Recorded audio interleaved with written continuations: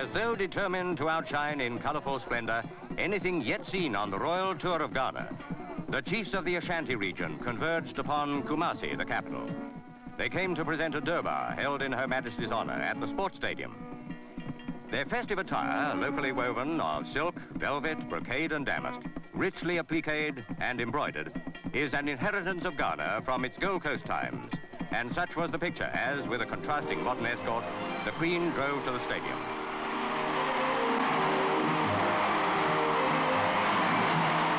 President Nkrumah rode with the royal guests. This was the beginning of a day which no one present is likely to forget.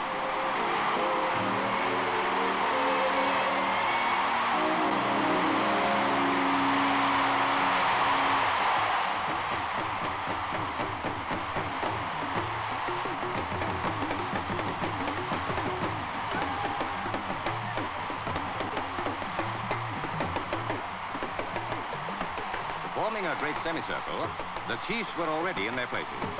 Each could himself be likened to a royal personage, a constitutional leader of his tribe, shorn indeed of power, but venerated no less, and proud in the tradition of authority.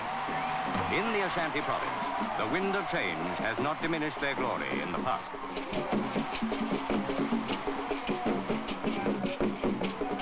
President Nkrumah escorted the Queen across the stadium to present the chiefs to her.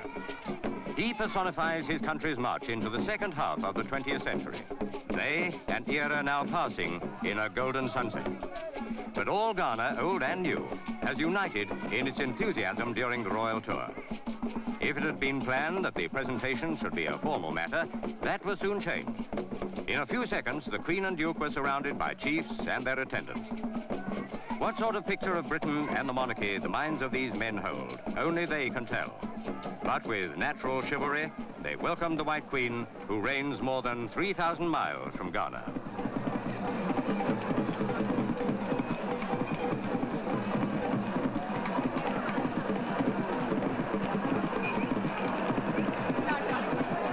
Altogether, about 50 chiefs were at the stadium, and at least 100,000 followers, of whom very few can ever have seen so striking an array. It would almost seem as if the chiefs vied with each other in the splendor of their dress, which is always bejeweled with gold, silver, and beads of precious stones.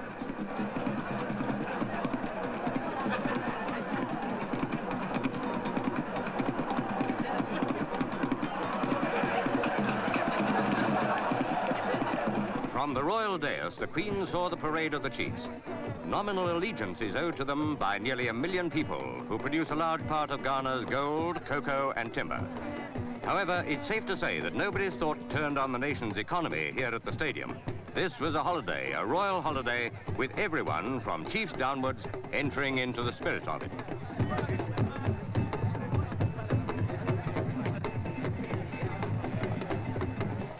The chief of chiefs, the Ashanti, was carried on a litter. He is an old man in poor health, but nothing would dissuade him from being present.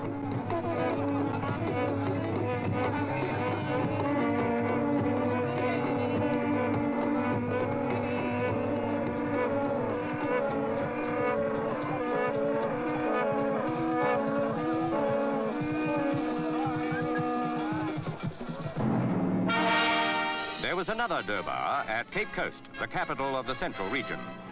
Here, Europeans first made permanent contact with this part of Africa. They were Portuguese in search of gold and ivory. Today, 20,000 Fanti people welcomed the Queen. Evidence of early British authority, a statue of Queen Victoria.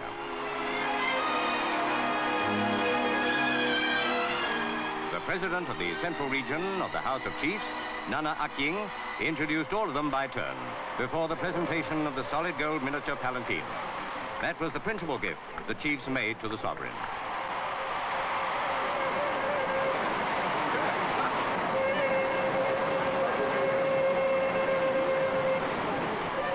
For the Duke of Edinburgh, there was a gold linguist stick, a beautifully wrought example of craftsmanship of a high order.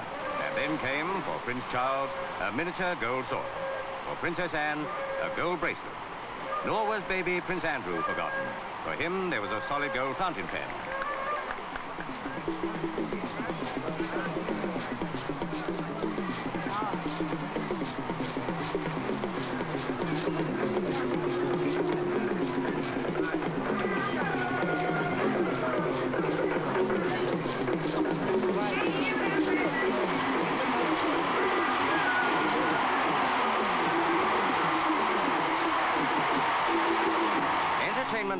own kind, and no less to the Queen's liking, was provided by the races at the Accra Turf Club. It was described as the Ghana version of Ladies' Day at Ascot, but the weather was reliable, and there was a lot more colour.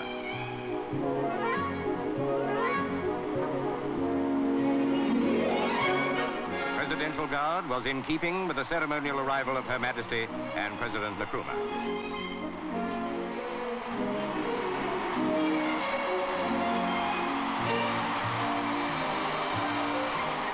Members of the Horse Racing Board of Control were presented to the Queen when she left her car on the way to the presidential box. Those who planned the tour could not have thought of a better relaxation for the royal visitors than an afternoon at the races.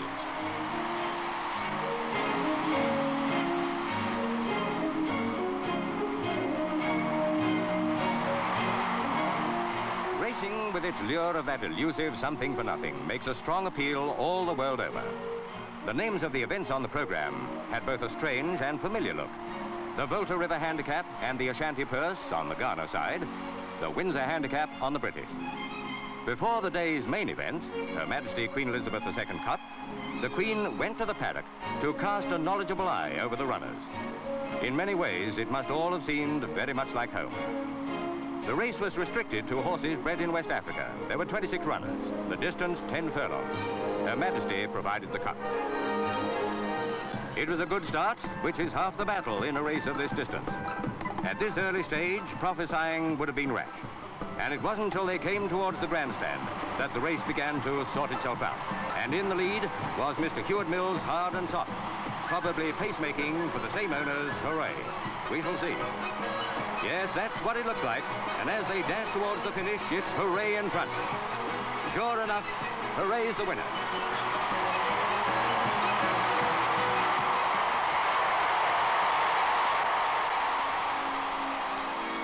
There's one lucky punter. The Queen presented her cup to Mr. Hewitt Mills. A most enjoyable afternoon on this tour of Ghana.